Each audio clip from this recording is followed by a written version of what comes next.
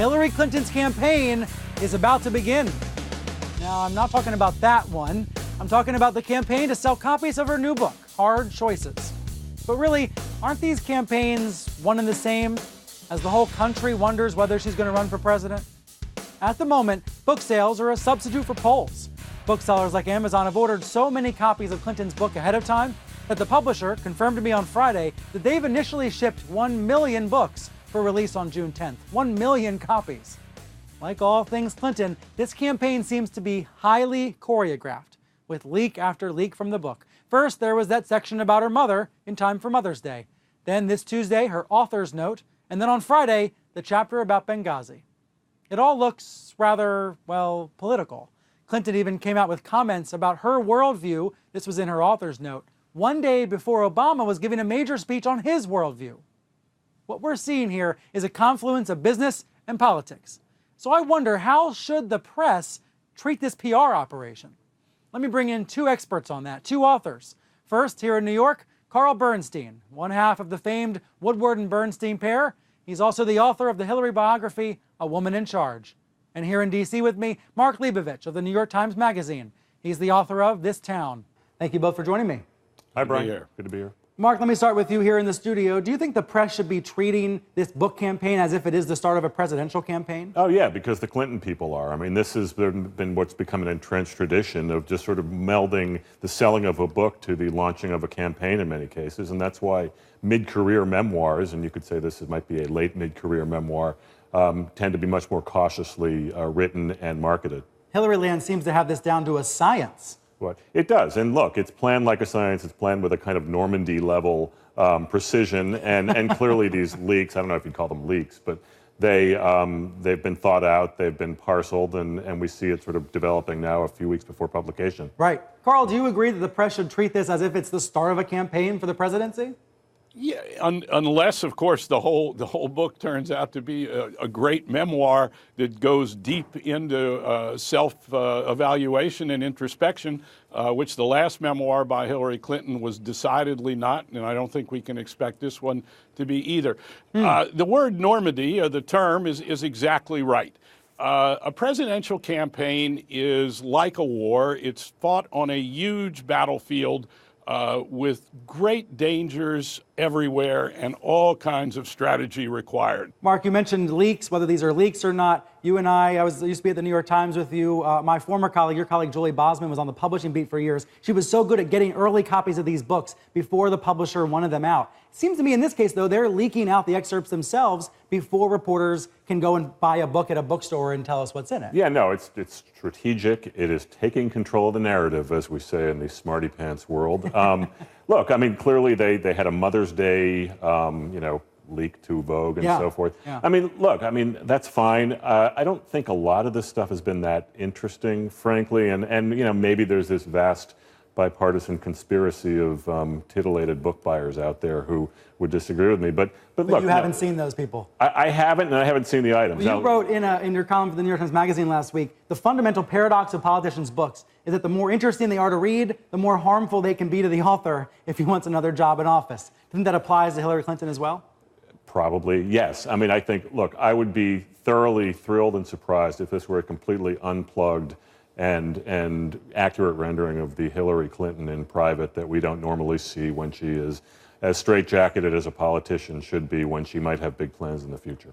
Carl, what would you most like to see from her in this book?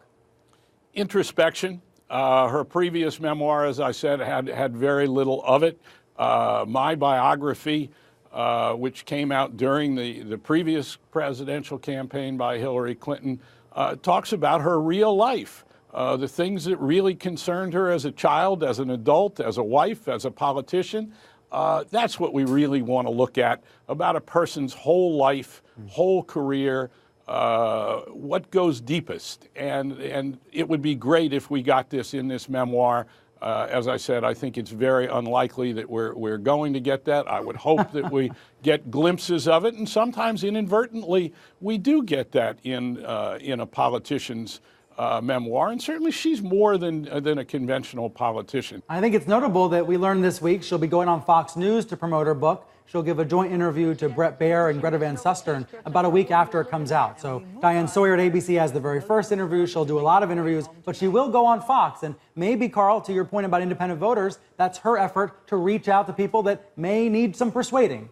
Obviously, it's not just to reach out to people who will need some persuading, it's the publicity that will be generated by the Fox interview and the expectation by people in the Clinton retinue that she is going to be able to run some circles around her interviewers. And I suspect, you never know, that might well be the case. Carl, if you could ask her one question on this whole book tour, what would you ask her? I would ask her that if I were your political opponent, where would you be the most vulnerable? What do you think the answer to that is? I get the sense you have an answer. I do not have an answer. That's I would ask Hillary Clinton. I would try to go to the personal and the big questions about who she is, and deep down, and the arc of her life.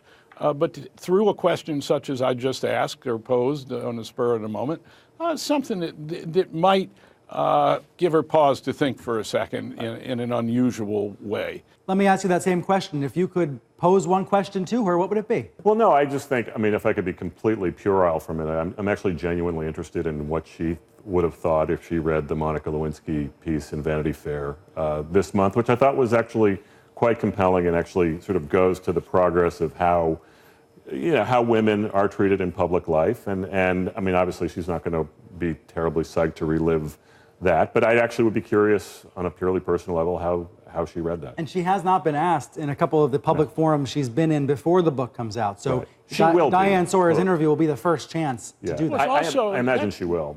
That question also goes deep into Hillary Clinton's past when she was the wife of the governor of Arkansas, and there were allegations made about Bill Clinton and other women. She even went so far as a lawyer at the Rose Law Firm to interview one of the women. That this is relevant to who she is. I keep coming back to that phrase, who she is, her evolution. And the question of Lewinsky is a connection that goes all the way back through her marriage, through her career. It's uncomfortable, but the way she has regarded and been the person who on numerous, at least 4 huge occasions that we know of, has saved Bill Clinton's political career by savaging the women he's been accused of, it's not a good term, of having relations with. But this has been an enterprise that has been integral to Bill Clinton's survival and to their story. But again, you know, the Clintons are amazing. We've never seen anything quite like them. And we need some context about their whole story, which partly is of a great love affair. That's one thing that if you really come to understand, I think, Bill and Hillary Clinton, you come away with through all of the messiness of the relationship and in public. This is really a love story as well on a great number of levels. Carl Bernstein, Mark Leibovich, thank you both for joining me. Good to be here. Thanks, Brian.